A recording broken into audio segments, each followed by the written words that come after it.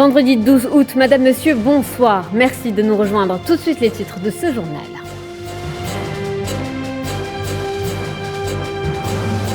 Mali, suite à l'attaque terroriste à Tessit, l'Algérie condamne les attaques terroristes contre des forces armées maliennes dans la zone dite des trois frontières et on fait de nombreux décès et blessés.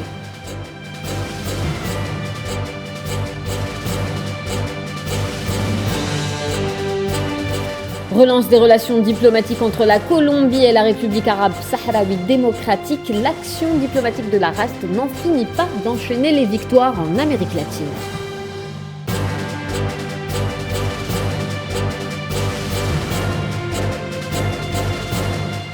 Palestine, énième trêve non respectée par le colon sioniste. Son armée fait une incursion à El Khalil au moment où l'ONU tire la sonnette d'alarme sur le nombre d'enfants tués en Palestine.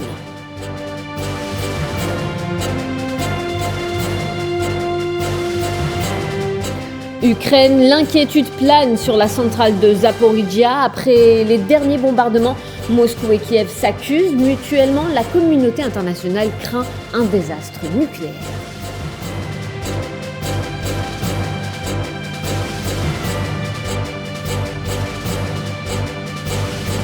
Et suite à l'attaque terroriste à Tessit au nord du Mali, le 7 août dernier, le gouvernement de la transition a annoncé un deuil national de 3 jours en hommage aux victimes civiles et militaires, indiquant en outre qu'une enquête sera ouverte pour faire la lumière sur les circonstances de cette attaque terroriste. Les détails avec Tinhinen Makassi.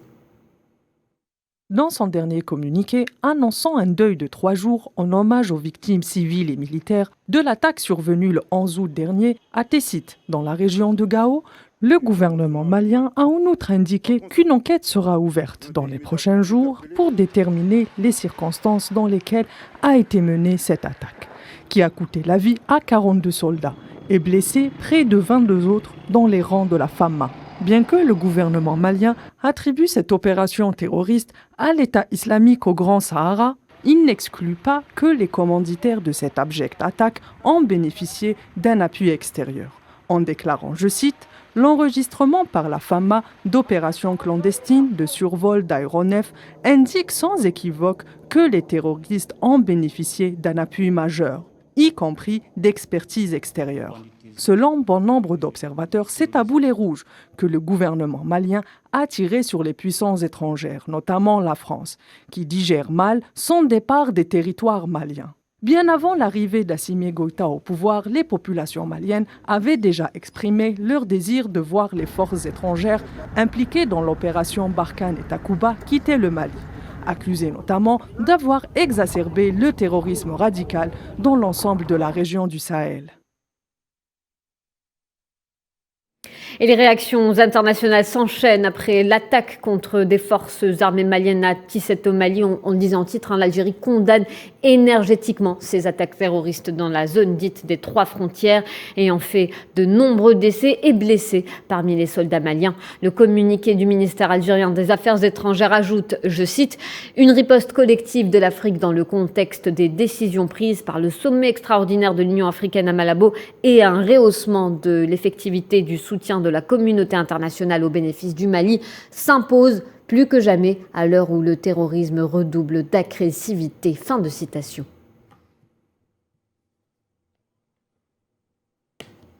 Et au Mali toujours, l'Allemagne suspend ses opérations militaires après un nouveau refus de survol.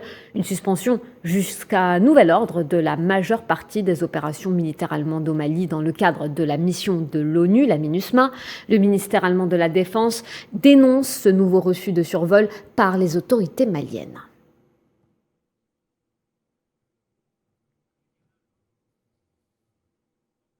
On va en parler avec Mahaman Cissé, il est journaliste malien, il est en direct avec nous depuis Bamako. Bonsoir Mahaman Cissé. Bonsoir madame, bonsoir à tous les téléspectateurs d'Alliance. Alors, le deuil national a été décrété par le gouvernement malien après cette attaque terroriste de Tessit. Nous le disions, 42 soldats sont morts. Une attaque attribuée aux terroristes dans le nord-est du pays, donc près des frontières du Burkina Faso et du Niger. Le communiqué d'EFAMA parle de commanditaires de cette abjecte attaque qui ont bénéficié d'un appui extérieur. Qu'en pensez-vous, Mamen Cissé ? Oui, la complexité de l'attaque, puisque le communiqué de l'armée aux premières heures de l'attaque même, c'est quand même une attaque complexe dont on fait allusion. Une attaque complexe qui voit par exemple le survol des positions des forces armées maliennes par des avions. Donc ce qui pousse à ce qui nous font croire qu'au-delà de l'action du terrorisme, il y a quand même des mains invisibles qui ont en tout cas qui ont aidé en tout cas ces terroristes à attaquer cette position de l'armée qui est située dans cette zone, comme vous l'avez rappelé, la zone qui est frontière avec le Niger, mais aussi le Burkina. Cette attaque intervient à un moment où l'opération Barkhane est en train d'évacuer ces dernières bases dans le nord du Mali, sur l'ensemble du territoire. Oui. Ce qui fait qu'aujourd'hui, on ne comprend pas et on s'interroge beaucoup, en tout cas au sein de l'opinion malienne. Et puis cette annonce de l'Allemagne de la suspension de sa mission au Mali jusqu'à nouvel ordre, que pensez-vous de cette réaction ? Est-ce que ça changera vraiment quelque chose ? Bon, fondamentalement, ça ne change pas puisque l'Allemagne, on se rappelle, en avril dernier, avait déjà exprimé le même souhait, notamment sa participation, le retrait de ces soldats au niveau de l'ITN, c'était en avril dernier. L'Allemagne, c'est quand même dans le Sahel 1350 éléments et des éléments qui interviennent aussi à travers l'opération Gazelle. Mais la question dont il est question aujourd'hui, c'est la question de la participation de l'Allemagne au niveau de l'aménagement. C'est ce qui est dit. C'est là, suite quand même au refus, selon le communiqué du ministère de la Défense allemand, que les autorités maliennes n'ont pas donné suite aux demandes d'autorisation pour le survol. Alors, est-ce que cette suspension va déboucher sur des négociations pour permettre à l'Allemagne de revenir au sein de l'aménagement? Maintenant, c'est toute la question qui est posée et on attend d'un moment à l'autre voir les réactions ou la réaction des autorités de la transition. Merci Mamen Cissé pour votre éclairage. Je le rappelle, vous êtes journaliste malien. Vous étiez en direct avec nous depuis Bamako. Et le Burkina Faso, qui se trouve d'ailleurs dans la zone des 3 frontières avec le Mali et le Niger, est affecté lui aussi par la montée du terrorisme. Et pour lutter efficacement contre ce fléau, l'armée du Burkina Faso va réorganiser ses unités combattantes. Une réorganisation territoriale des unités est en cours dans le but de consolider le maillage territorial et de créer des verrous dans certains espaces plus ou moins libres à la circulation des groupes armés terroristes. Je demande à notre nation de faire confiance aux forces de défense et de sécurité et au gouvernement et de ne pas céder à la psychose que tentent de développer les groupes armés terroristes pour déstabiliser notre pays. Les signes de la bascule stratégique sont déjà perceptibles. Demeurons confiants à nos forces et à notre capacité à vaincre ce péril. Il faut dire d'abord que lorsque le président du Faso lui-même avait fait sa déclaration, en tendant la main à nos compatriotes qui se sont engagés dans les groupes armés, ce message avait créé un certain déclic à leur niveau et beaucoup avaient en quelque sorte bien accueilli cette main tendue. Je crois que beaucoup d'entre eux, du reste, cherchaient le moyen de se déconnecter de la situation dans laquelle ils se trouvaient et l'ensemble de ces dispositions a été une bonne opportunité pour ces jeunes-là de revenir. Et en République démocratique du Congo, 4 policiers ont été tués par des assaillants lors d'une manifestation à Butembo. Ils encadraient cette manifestation contre l'insécurité. Le chef de l'armée de la ville explique que des hommes armés mêlés à la foule ont tiré sur les policiers. La situation est tendue dans cette région du pays depuis le début de la semaine. Mercredi, 2 policiers avaient été tués dans une attaque de la prison de Butembo.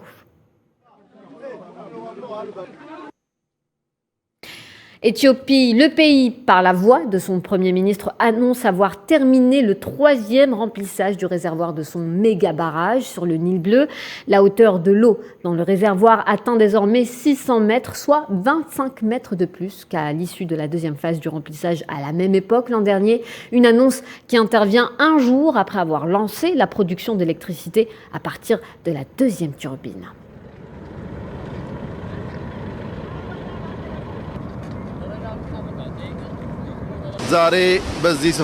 Aujourd'hui, à cet endroit, c'est avec une grande joie que je vous annonce que la 3e phase de remplissage du barrage est terminée. Par rapport à l'année dernière, où le niveau d'eau était de 575 mètres cubes, nous avons atteint 600 mètres cubes, soit 25 mètres cubes de plus que le remplissage précédent. Le Nil n'est pas notre propre création. Le Nil est un don de Dieu. Ce cadeau nous a été donné pour que nous l'utilisions de manière responsable.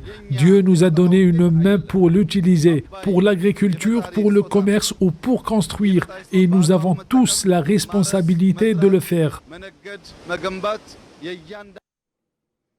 Et au Soudan, plus de 2500 maisons détruites dans des inondations à l'est du pays. Des milliers de personnes se retrouvent sans abri. Le Bureau de la coordination des affaires humanitaires des Nations Unies estime que 38 000 personnes ont été touchées par les inondations. Le nombre total de victimes à l'échelle nationale est encore indéterminé. Et la relance des relations diplomatiques entre la Colombie et la République arabe sahraoui démocratique est un pas de plus sur le chemin de la reconnaissance des droits légitimes du peuple du Sahara occidental. L'action diplomatique de la RASD n'en finit pas d'enchaîner les victoires en Amérique latine, région balayée par un changement dans une conjoncture internationale en profonde transformation. Sofiane Baroudi.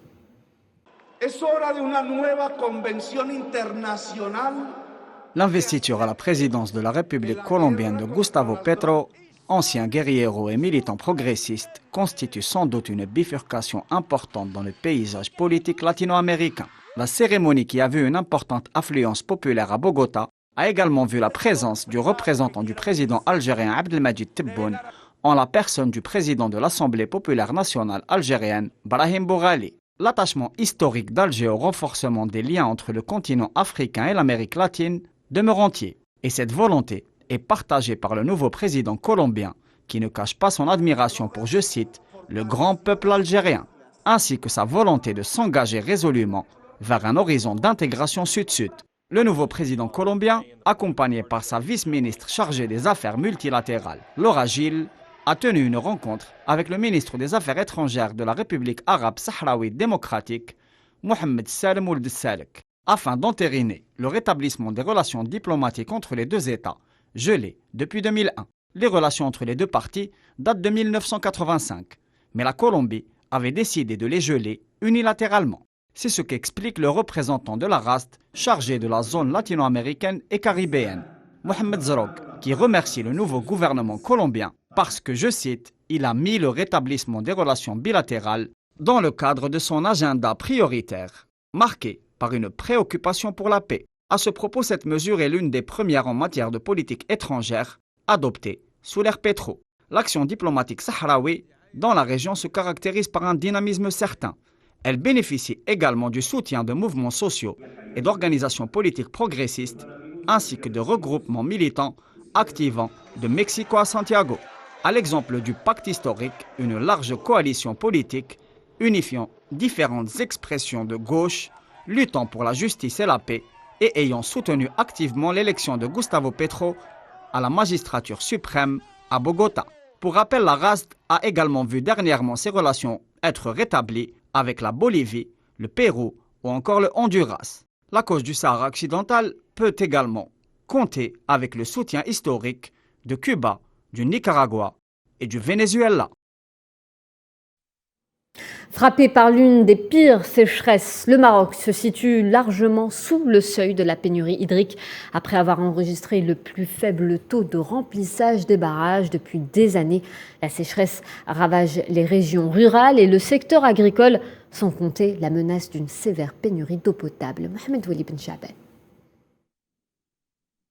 Le Maroc se dirige droit vers une sévère sécheresse, la pire depuis 40 ans, faisant craindre une grave pénurie d'eau. Ce stress hydrique est encore plus grave. À l'échelle nationale, les barrages cumulent un taux de remplissage de seulement 27%, une situation alarmante. Avec 600 mètres cubes d'eau par habitant et par an, le Maroc est déjà largement sous le seuil de la pénurie d'eau, estimé à 1700 mètres cubes par habitant et par an, selon l'Organisation mondiale de la santé. Plus alarmant encore, le Maroc classé parmi les pays à stress hydrique élevé après avoir touché le seuil de pénurie. Cette sécheresse est tout sauf une bonne nouvelle pour le secteur agricole marocain. Les agriculteurs s'attendent à une production très faible.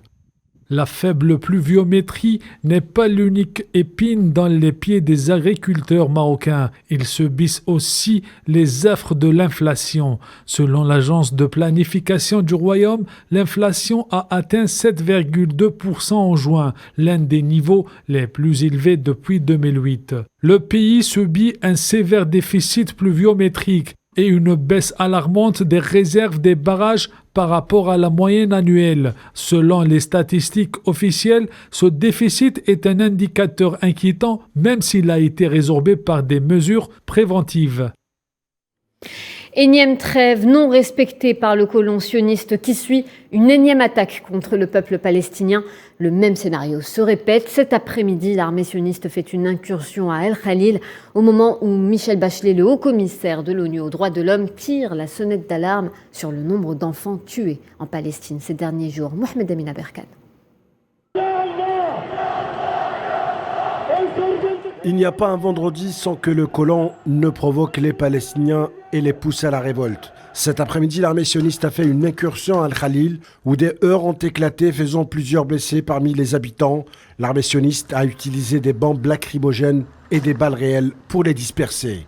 48 heures avant, en Cisjordanie occupée, 4 Palestiniens, dont un haut commandant du mouvement Fatah, ont été tués et des dizaines d'autres blessés. 2 jours seulement après la fin d'une opération meurtrière dans la bande de Gaza, la haute commissaire de l'ONU aux droits de l'homme, Michel Bachelet, s'est dite jeudi alarmée par le nombre d'enfants palestiniens tués ces derniers jours, notamment lors de la dernière agression militaire contre la bande de Gaza, et a demandé que les responsables rendent des comptes. Au cours de la dernière semaine, 19 enfants palestiniens ont été tués, portant à 37 le nombre de décès depuis le début de l'année selon le Haut Commissariat.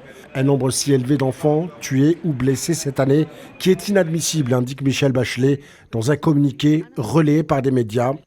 La haute commissaire a demandé que des enquêtes rapides, indépendantes, impartiales, approfondies et transparentes soient menées sur tous les incidents où des personnes ont été tuées ou blessées. Les Palestiniens continuent de résister à la colonisation et à l'occupation illégale de leurs terres par des actions non violentes, des manifestations pacifiques et des recours juridiques. Les seules réponses qu'ils reçoivent sont la violence, les humiliations, les détentions administratives ou les raids meurtriers.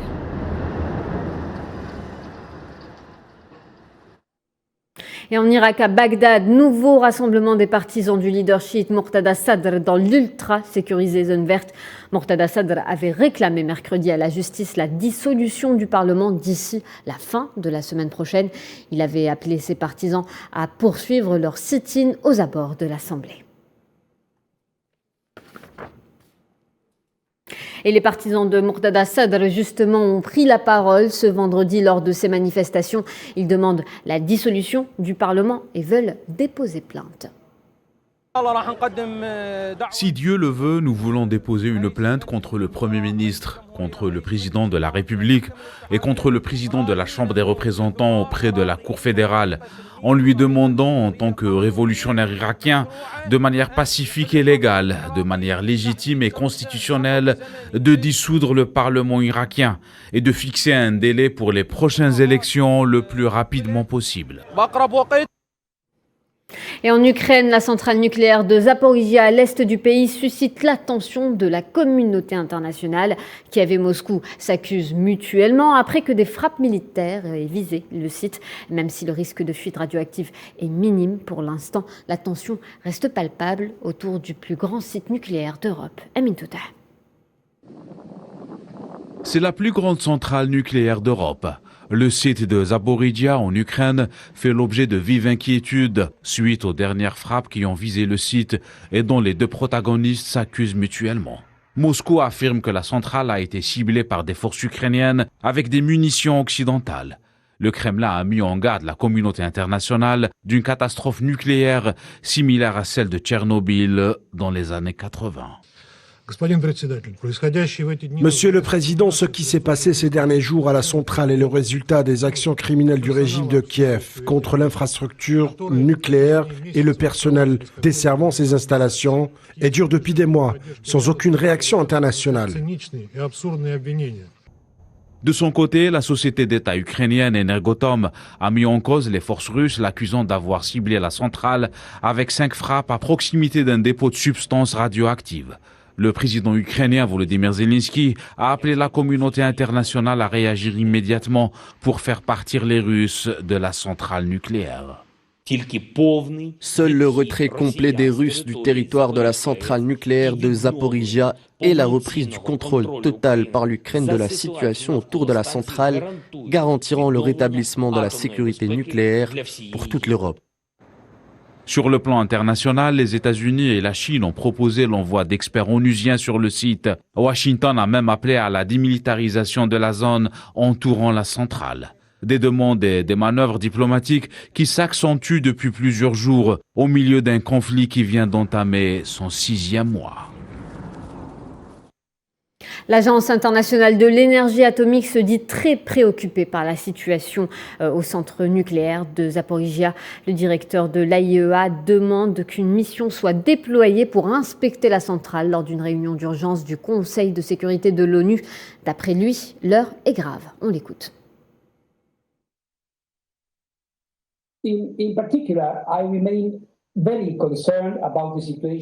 Je reste très préoccupé par la situation à la centrale nucléaire de Zaporizhia et je réitère que toute action militaire mettant en péril la sûreté nucléaire, la sécurité nucléaire, doit cesser immédiatement. Ces actions militaires, chers collègues, à proximité d'une installation nucléaire aussi importante, pourraient avoir des conséquences très graves. Sur la base des informations les plus récentes, les experts de l'AIEA ont estimé à titre préliminaire qu'il n'y a pas de menace immédiate pour la sécurité nucléaire du fait des bombardements ou d'autres actions militaires. Toutefois, cette situation pourrait changer à tout moment. Et en Corée du Sud, il a été condamné pour corruption et détournement de fonds. En janvier dernier, le PDG de Samsung a été gracié par le président sud-coréen. La nouvelle fait l'effet d'un tsunami dans le pays. Et la grâce accordée à Lee Jae-yong a pour objectif d'aider à surmonter la crise économique de la Corée du Sud. Safwan Ben Sabri. Au cœur d'un feuilleton judiciaire qui aura duré 5 ans, le patron de Samsung est définitivement gracié par le président sud-coréen. Lee Jae-yong est condamné en 2021 à une sentence de 2 ans et demi, notamment pour corruption et détournement de fonds. L'homme d'affaires a finalement purgé une peine de 18 mois de détention, soit un peu plus de la moitié de la peine initiale. Le puissant groupe Samsung, véritable État dans l'État, représente 20% du PIB sud-coréen. Le président a ainsi justifié sa grâce au nom de la contribution à l'économie nationale du géant de la technologie. C'est en tout cas ce qui ressort du communiqué du département de la justice qui indique qu'en raison de la crise économique mondiale, le dynamisme et la vitalité de l'économie nationale se sont détériorés et l'on craint que le marasme économique ne se prolonge. Le gouvernement coréen attend donc du géant de la high-tech de contribuer à l'effort national pour surmonter la crise économique que traverse la Corée du Sud. Il est à noter que la grâce présidentielle coïncide avec le nouveau plan d'investissement de Samsung à hauteur de 356 milliards de dollars pour les 5 ans à venir. L'investissement portera principalement sur les semi-conducteurs, un marché à haute valeur économique mais aussi géopolitique, notamment depuis les nouvelles tensions entre la Chine et Taïwan, premier producteur de semi-conducteurs au monde. Et on va parler sport. Moins de 100 jours nous séparent du coup d'envoi de la Coupe du Monde Qatar 2022. La cérémonie et le match d'ouverture de la compétition prévus au stade El Beit ont été avancés d'un jour après une décision unanime du bureau du Conseil de la FIFA. Les détails avec Faisal Salah. Compte à rebours, 100 jours avant le début de la compétition la plus prestigieuse en sport, organisée pour la première fois dans un pays arabe, la Coupe du Monde du football Qatar 2022, prévue initialement du 21 novembre au 18 décembre, la 22e édition et la dernière à 34 équipes, vu que la FIFA a augmenté le nombre à 48 pour les prochaines éditions. 32 équipes commenceront leur voyage en Coupe du Monde un jour plus tôt que prévu, dans un changement apporté par la FIFA pour permettre au Qatar de disputer le match d'ouverture qui sera face à l'Équateur dimanche 20 novembre à 19h heure locale, lieu El Beit Stadium d'Al Khor. Ce changement permet aussi de respecter la coutume qui veut que le pays hôte ouvre sa propre édition, tandis que la rencontre opposant le Sénégal aux Pays-Bas, initialement prévue le 21 novembre à 13h heure locale, a été décalée à 19h le même jour. 8 stades accueilleront les matchs de la Coupe du Monde 2022, dont 6 nouvellement construits. Le stade Ahmed Ben Ali et le stade Khalifa ont été restructurés. La grande finale aura lieu le 18 décembre, stade Lusail, le phare ou la lanterne arabe traditionnelle. Capacité, 80 000 places. 1,2 million de spectateurs sont attendus au Qatar. Le pays hôte a décidé d'innover et d'améliorer les infrastructures en fournissant environ 4000 chambres sur des bateaux de croisière qui serviront d'hébergement pendant le tournoi. En plus des hôtels existants, la Coupe du Monde Qatar sera peut-être la dernière Coupe du Monde pour le duel Messi-Ronaldo. Le Qatar veut écrire l'histoire d'une première Coupe du Monde où sa finale se jouera en hiver. Et au Qatar, la sécurité prime dans l'organisation de cette Coupe du Monde. Un centre de commande contrôlera 8 stades simultanément. Les fans seront suivis dans la rue par des caméras de surveillance omniprésentes, dotées de la technologie de la reconnaissance faciale. Des experts de l'Université du Qatar ont mis au point des systèmes de surveillance par drone qui, selon eux, donneront des estimations des plus précises sur le nombre de personnes dans les rues. Et à cela s'ajoutera le contrôle de l'air conditionné et des embouteillages aux portes d'entrée. Ce QG accueillera la police les jours de match pour faire le lien avec le centre de commandement des forces de l'ordre.